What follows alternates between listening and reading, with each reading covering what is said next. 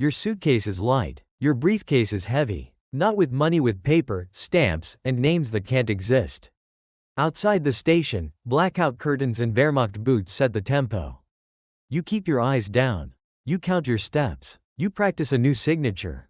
This is your life, level by level, inside a cartel ledger under Nazi rule.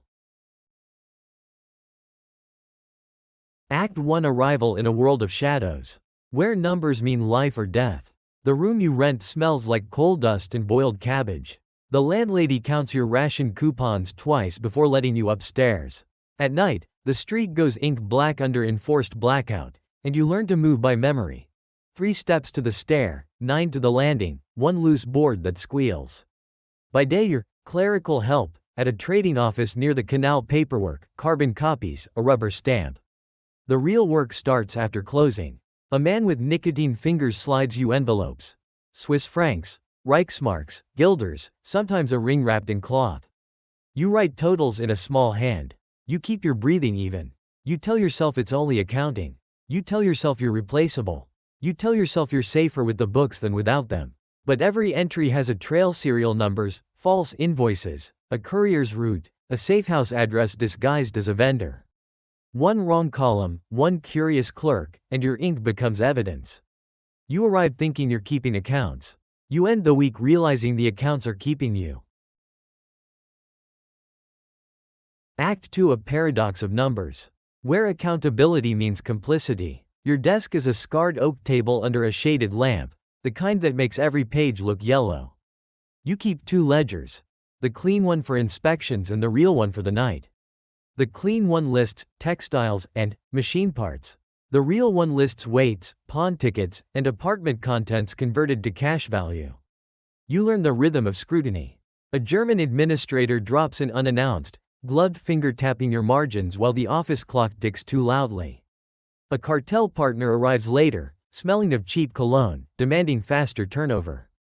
You answer both with the same calm tone. You hand over receipts. You never let your hands shake. You tell yourself a number is neutral. You tell yourself you didn't choose the source. You tell yourself the war would grind on without your pen. Then you total a line item labeled relocated assets and see what it pays for. Extra fuel coupons, a doctor's visit without questions, forged work permits, a crate of antibiotics bought through a back room in a cafe. You don't launder money here. You launder meaning until everything comes out the same dull color. Act 3: The ledger's secrets. Where the past haunts every calculation. The real ledger lives inside a false bottom drawer, under a stack of invoices stamped with an eagle you didn't earn.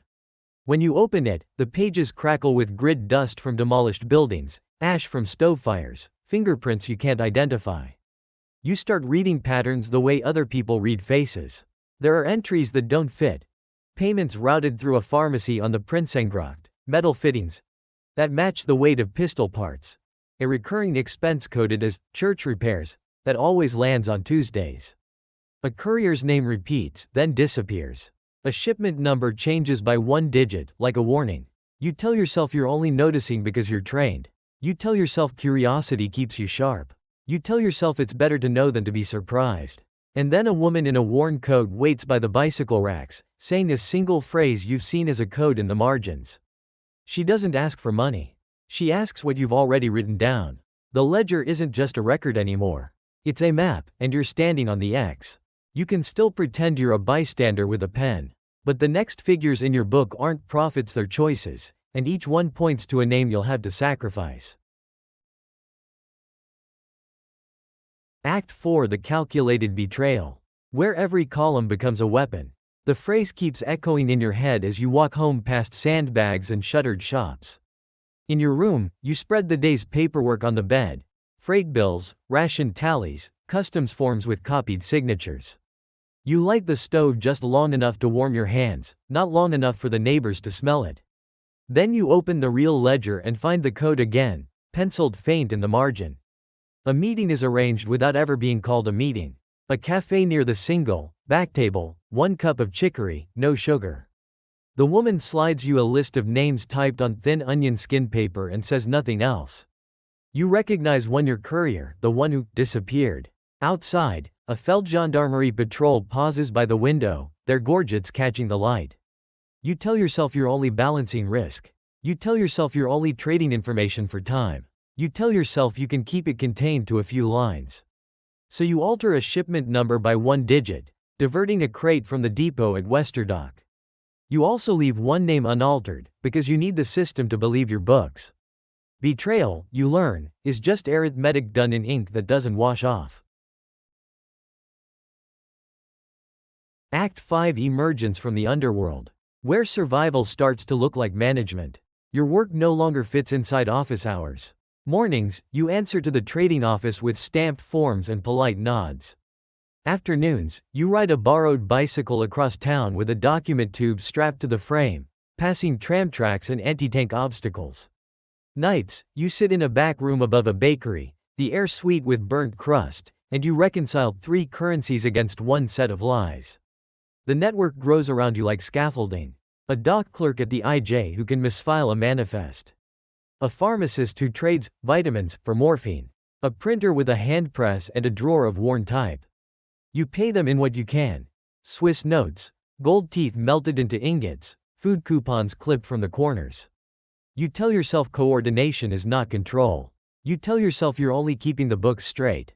You tell yourself you can step away when the pressure spikes. But people start waiting for your numbers before they move. How many liters? How many passports? How many beds for a night? One miscount means a courier arrives to a door already watched. You come up for air and realize the underworld has hands on your ankles. Act 6: The Ledger's Legacy. Where the last entry is never the last. The paper changes first. Shortages make everything thin: receipts on brittle stock, stamps that smear, carbon copies so faint you hold them to the lamp. The city sounds different too. More distant engines, fewer bicycles, boots that hurry. You keep the ledger in a tin box now, wrapped in oilcloth, buried beneath a loose floor tile you can lift with a dinner knife. A new directive arrives through the same quiet channels: consolidate. Fewer names on paper, fewer addresses, fewer points of failure. You spend hours turning real people into initials, real streets into numbers, real deaths into blank space. You burn what you can in the stove, feeding the pages in strips so the smoke looks ordinary. You tell yourself erasing is mercy. You tell yourself forgetting is protection. You tell yourself a clean ledger means a clean escape. Then you see what survives anyway. A smudged fingerprint on a margin, a torn corner with a date, a total that doesn't match because someone didn't come back. In the end, the ledger doesn't testify in court. It testifies in your sleep. You learn to measure a life in weights and codes, in signatures that never belonged to you. Rank doesn't change the feeling of paper under your fingertips: thin, flammable, final. You can bury a ledger, you can burn it, you can memorize it and swear you've let it go. But numbers don't disappear, they wait.